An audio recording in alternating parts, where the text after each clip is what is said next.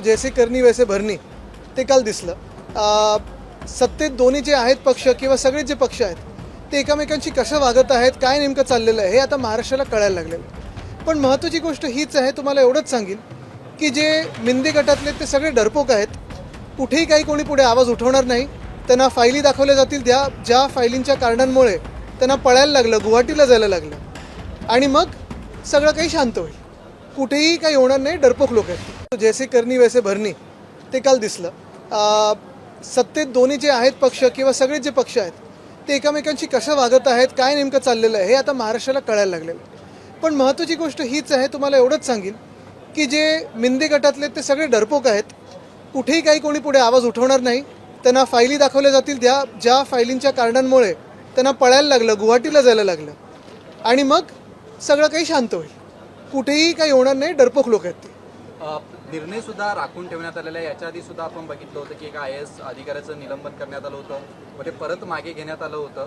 आज पुन्हा एकदा तशाच पद्धतीनं वरच्या सभागृहामध्ये निर्णय जो आहे हा राखून ठेवण्यात आला. कुठचंही सरकार हे एका पद्धतीने चाललं पाहिजे, कायदेशीर पद्धतीने चाललं पाहिजे. प्रोटोकॉल असतात, नियम असतात. पण कोणीही काही निलंबन मागतोय, कोणी काही चाललेलं आहे, हे खरोखर आज जे निलंबन झालं ते योग्य होतं की अयोग्य होतं ह्याच्यावर उत्तर आता अपेक्षित आहे. उद्या रुलिंग अपेक्षित आहे आम्हाला.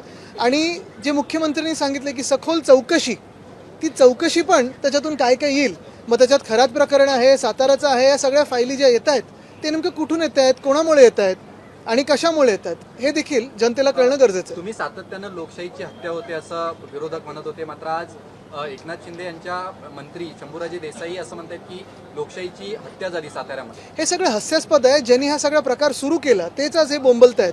हे हास्यास्पद आहे. पण तुम्हाला परत एकदा सांगतो ही लोक डरपोक आहेत. ह्या लोकांना कुठेही आवाज नाही आहे. ज्या मिनिटाला आहे ना, ज्या आधी फायली दाखवल्या तर 2022 साली ज्याच्यामुळे हे गुवाहाटीला गेले होते त्या फायली परत दाखवतील आणि सगळं शांत होईल. संजय गायकवाड यांचा एक व्हिडिओ व्हायरल होतो ज्यामध्ये ते बोलतात की मला जे 35 कोटी रुपये कमिशन मिळणार होतं ते मी माझ्या कार्यकर्त्यांना देऊ केले. आता हे सगळे विषय मला वाटतं मुख्यमंत्री महोदयांच्या निदर्शनात आलेलेच आहेत. आणि कुठे ना कुठेतरी जे आता विचार करतात की $1 ट्रिलियन इकॉनॉमी आपल्याला करायची आहे, महाराष्ट्राला पुढे न्यायचं आहे, महाराष्ट्राला सिंगापूरचे पण पुढे न्यायचं आहे, हे असे सगळे लोक कारभारात घेऊन चालणार आहे का हे मुख्यमंत्र्यांनी विचार केला पाहिजे. खराब प्रकरणामध्ये राज ठाकरेंनी म्हटलेलं आहे की अशा लोकांना टेक्सला पाहिजे. दोन्ही बाजूला म्हणजे बंधू बाबा तर आहेतच, पण बंधू भक्त जे आहेत आणि बंधू सरकारमधले जे बंधू मंत्री आहेत त्यांना देखील त्यांच्यावर कारवाई होणं गरजेची आहे, त्यांच्यावर कारवाई होणं अपेक्षित आहे.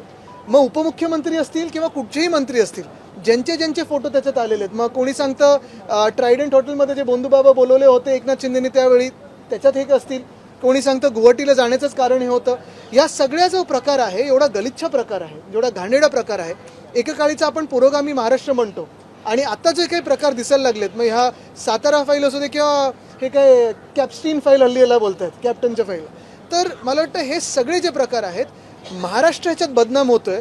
ह्या राजकीय पुढाऱ्यांनी हे लक्षात घ्यावं. आज मोदींनी मान्य केलेलं आहे की देशात इंधनाचा तुटवडा आहे आणि यामुळे आपल्याला जशा पद्धतीनं कोविडमध्ये लॉकडाऊनचा अनुभव होता तशाच पद्धतीचा अनुभव आहे असं म्हटलंय त्यांनी. आता दोन गोष्टी त्याच्यात. एक, पहिल्या दिवसापासून मी हेच सतत सांगत आलेलो आहे की प्रधानमंत्री महोदयांनी देशासाठी आणि मुख्यमंत्र्यांनी ते राज्यासाठी इंडो US करार जो झालेला आहे तो झाला आहे की नाही इथपासून सुरुवातीपासून बोलणं गरजेचं आहे. आणि त्याचा आपल्या कृषी क्षेत्रावर असेल, उद्योग क्षेत्रावर असेल, सेवा क्षेत्रावर असेल काय परिणाम होणार आहे ह्याच्यावर बोलणं तर गरजेचं होतंच.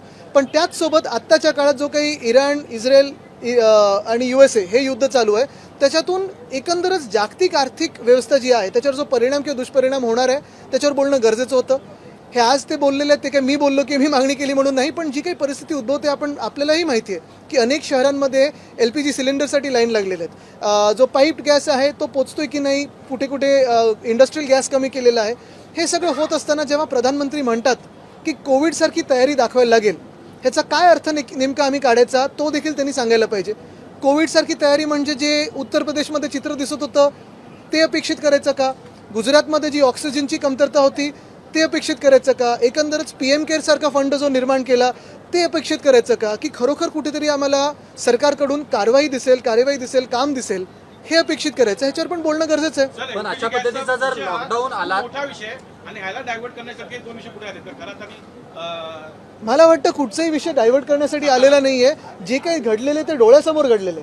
मिंदेंसारखे डरपोक लोक जेव्हा असे वागायला लागतात तेव्हा कळायचं की त्यांचा आता वेळ ही आता खूप कमी होत राहिलेली आहे आणि भाजप अशी राजकीय जी वळवळ चाललेली आहे ती जिवंत ठेवेल की बाजूला करेल हे पण बघायला पाहिजे. कारण मिंदे एक नंबरचे डरपोक आहेत आणि त्यांच्यासोबत जी टोळी गेलेली आहे त्यांची टोळी आता आवाज करेल की फायली दाखवल्यानंतर गप्प होईल हे देखील कळेल.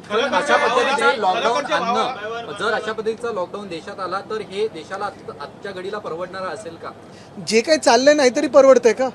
जी काही घसरगुंडी चालली रुपयाची प्रत्येक दिवशी ती परवडते का? बेरोजगारीमध्ये पण पाहिलं असेल परवा जे काही आकडेवारी आली आहे जी ग्रॅज्युएट्सची बेरोजगारी आहे, ती भयानक जास्ती आहे. संपूर्ण अधिवेशनामध्ये रोजगारावर आणि महागाईवर काही बोलायचं आणि विरोधी पक्षनेता 2च दिवस सत्र पाठवून गेले त्यावर या सूचना 2 दिवस आहेत. खराच्या भावाला केसरकरांनी शाळे आय दिली होती असं समोर येतं. ते कोणाचे फोटो आहेत आणि काय काय अजून भयानक प्रकार जे आम्ही ऐकतोय ते तुम्ही पण ऐकताय आम्ही पण ऐकतोय. पण त्याच्यात मुख्यमंत्री काय कारवाई करतात ह्याच्यावर सगळ्यांचं लक्ष. एक मिनिट पूर्ण मराठी होते. आता जसं तुम्ही म्हणालात अनेकांचे फोटो आहेत, रुपाली चाकणकरांचा राजीनामा झाला, परंतु पण बाकीच्यांचं काय? बाकीच्यांचं काय? अर्थात तो आहेच ना प्रश्न. आणि ते आता मुख्यमंत्र्यांकडून उद्या निवेदन होणार त्याच्यावर आम्ही लक्ष ठेवून असणार. याचा अर्थ असा घ्यायचा का शिवसेनेचे आमदार आणि मंत्री खरात प्रकरणात ट्रॅप झालेत? शिवसेनेचे इथेच मिंदेंचे डरपोक टोळीचे आमदार तिथे असतील. आता ते फोटो कोणी काढलेत बाहेर, कसे काढलेत? त्यांचा जो पीए होता नीरज त्याच्यापासून हा बंडाफोड झालेला आहे आणि त्याच्यामुळे हे पिंक फुटलेलं आहे. चांगलं, पण ह्याच्यात अजून पुढे जाणं गरजेचं आहे. ज्या पद्धतीने कॅबिनेट मंत्री ते मगासपासून रोल केलाय त्यांनी लवकर. मुख्यमंत्री शंभूराज देसाई आहेत जे महायुतीच्या समन्वय समितीचे सदस्य पण आहेत. ते या एकंदरीत राड्या प्रकरणामध्ये जखमी होतात म्हणा किंवा मारामारी होते म्हणा जे काही असेल ते मारलं खरं लावलंय काय त्यांनी की असंच नाटक केलं? परपडत नेलं असं म्हणताय. पण ह्या सरकारमध्ये मिंदे गँगच्या मंत्र्यांची काय इज्जत आहे ही देखील कळली ना. अमित शहाचा एक मुद्दा आहे. अमित शहाचा देखील फोटो खरात यांच्यासोबत पाहिलेला आहे. या आधी फोटो व्हायरल होतो. तुम्ही पाहिला, सगळ्यांनी पाहिलं. पुढे काय? असा प्रश्न निर्माण होतो की किंवा मासेमार चर्चा आहे की शिंदेच्या सेनेमध्ये फडणवीसांची सेना पण काम करते आहे. कोई शक? विधान परिषदेतला 9 आमदारांचा तो आता उद्या होणार. तुम्हाला वाटतं प्रोटोकॉलप्रमाणे किंवा परंपरा जी आहे त्याप्रमाणे मुख्यमंत्री उपमुख्यमंत्री हे सगळ्या सदस्यांबद्दल भरभरून बोलत असतात, उपमुख्यमंत्री उद्धवजींबद्दल बोलतात? बघा, मी एकच तुम्हाला सांगतो की कोण कोणाबद्दल काय बोलेल ह्याच्यापेक्षा आमचं सर्वांचं लक्ष हेच आहे की कॅप्स्टीन फाईल म्हणजे कॅप्टन खरात फाईलमध्ये कोणाचे फोटो आलेत त्यांच्यावर काय कारवाई होणार. दुसरी गोष्ट म्हणजे सातारा प्रकरणामध्ये देखील जी आता निलंबन झाल्यानंतर निर्णय आता स्थगित ठेवलेला आहे त्याच्यावर उद्या रुलिंग काय येणार ह्याच्यावर आमचं लक्ष. सर हिंदी में जाना चाहिए जिससे कि सातारा में एक इंसिडेंट हुआ है उसमें समूरे देसाई भी भाग गए थे उनके साथ भी कहीं ना कहीं धक्का मुक्की हुई है. किससे देखते सर? देखते नहीं, पूरे महाराष्ट्र ने देखा है कि इस तरह की राजनीति की शुरुआत मिंदे गैंग ने ही शुरू की थी महाराष्ट्र में. किसी को अपहरण करना, किसी को लेके घूमना वोट्स के लिए, ये सारी जो बातें हैं ये मिंदे की टोली ही करती है. लेकिन ये भी बात सत्य है कि मिंदे और उनकी जो टोली है वो डरपोक है और जिस दिन उनको उनकी फाइलें जिस कारण से वो गुवाहाटी भागे थे, सूरत भागे थे, वो दिखाएंगे तब ये सारी चीज़ें शांत हो जाएगी. दूसरी बात, जो कैप्टन खरात की बात सामने आई है, हमें यही लगता है कि ऐसे गंदे और ये गंदे कारनामे जो है कभी महाराष्ट्र में होते नहीं थे. ये जो बातें कहते हैं अभी, इसको ब्लैक मैजिक कहिए, सुपरस्टिशन कहिए, कुछ भी कहिए, लेकिन जो उनके माध्यम से वो करते थे. और दूसरी बात, जितने इनके बोंदू भक्त हैं, जैसे अंध भक्त होते हैं वैसे बोंदू भक्त भी होते हैं, वो इनके मंत्री मंडल में जो बैठे हुए उन पे भी कार्रवाई होनी ज़रूरी है. क्योंकि ये गलत एक इमेज बनाती है महाराष्ट्र की कि ये सब बातें महाराष्ट्र में मान्य होती है. ऐसे नहीं है. महाराष्ट्र अलग है और ये जो भोंदू भक्त है वो अलग है. सर कहीं ना कहीं एकनाथ शिंदे को भी साइडलाइन करने की जो शुरुआत हो चुकी है जिस तरीके से अब एकनाथ शिंदे के, क्योंकि पार्टीज में ही दिखाई गिनती तो शुरू हुई है. आपको लगता है कि इस्तीफा देंगे? उसमें कई मंत्रियों के नेताओं के फोटो हमने देखे उसमें. देखो, ये मंत्री अगर आप देखें तो पूरे चुनाव में जितने पैसों का इस्तेमाल हुआ है, ये तो बातें सारी आई है, उसके आगे भी जाके ऐसे भोंदू बाबा के पास जाते होंगे तो क्या इनका काम है, क्या इनका कर्तृत्व है? तो यही बात होती है ना कि ये सारी चीज़ों की ज़रूरत क्या है. अगर आप मंत्रिमंडल में हो तो लोगों की सेवा कीजिए, काम कीजिए, जिनको ज़रूरत है उनकी मदद कीजिए. लेकिन खुद ही मदद मांगने जाते हैं भोंदू बाबा के पास, तो कैसे ये भोंदू मंत्री है? सर, प्रधानमंत्री नरेंद्र मोदी के 8,931 दिन पूरे एक मिनट, हुए हे हैं। उदय मैं जिस तरीके से वो मुख्यमंत्री से लेकर प्रधानमंत्री तक का उन्होंने लिया है, क्या आपको लगता है कि उनके इस क्या सॉरी प्रधानमंत्री के हिस्टोरिकल मतलब ऐतिहासिक दिन बताया जा रहा था कि उन्होंने 8,931 दिन पूरे किए हैं मुख्यमंत्री से लेकर प्रधानमंत्री तक। आपको लगता है कि क्या उन्होंने इतने समय में अच्छे कुछ काम? देखो, ये 2 रिकॉर्ड पहले तो एक साथ किए हैं। नेहरू जी का रिकॉर्ड प्रधानमंत्री का, और वो सिक्किम के मुख्यमंत्री का रिकॉर्ड, वो दोनों साथ में करके आज भाजपा वो रिकॉर्ड बता रही है। लेकिन ये रिकॉर्ड बताते बताते ये भी बताए कि पुलवामा क्यों हुआ, पठानकोट कब हुआ, कैसे हुआ, उसके बाद अभी जो पहलगाम में हमला हुआ वो है, रुपए जो गिरते जा रहा है, इकोनॉमी जो घटते जा रही है, या देश में भ्रष्टाचार जो बढ़ा हुआ है, आपसी जो रंजिशें बढ़ी हुई है, इस पर भी बात हो। जो हम देखें तो बेरोजगारी बहुत बढ़ी हुई है, जो देश से हमारे देश के ही नागरिक दूसरे देश में जाके सेटल होना चाहते हैं, वो क्यों हो रहा है, तो इस पे भी बात हो, इस पे भी चर्चा हो।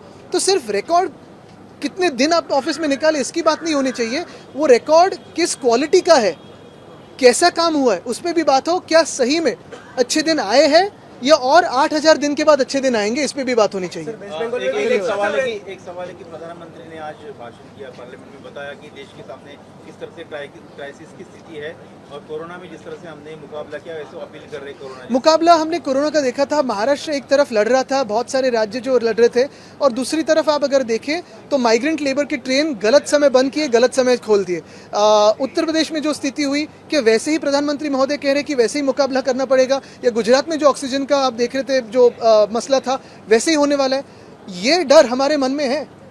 तो इस पे भी थोड़ा स्पष्टीकरण हो। अर्थसंकल्पीय अधिवेशनाचे 2 दिवस उरलेले आहेत, असं समजायचं की या अधिवेशनामध्ये पण विरोधी पक्षनेत्यांशिवाय हे 2 दिवस उरले, थांब। आता माझा प्रश्न असा होता की आमची महागाईवर काही बोललेले आणि जे रोजगार आहे त्याच्याही काही बोलत नाही, पण आता जे ज्या पद्धतीची आपली बंधुगिरी सुरू आहे, तर याच्यामध्ये अंधारे आणि नार्को टेस्टची पण मागणी 100%. आणि तुम्ही पाहिलं असेल महागाई किंवा बेरोजगारी किंवा सगळे जे विषय आहेत ना, आम्ही विरोधी पक्षाचे जे प्रस्ताव असतात त्याच्यात बोलत असतो, पण समोर जे मंत्री बसलेत ते आपसात एवढे भांडण्यात व्यस्त आहेत की लोकांच्या प्रश्नांकडे त्यांचं लक्ष नाहीये.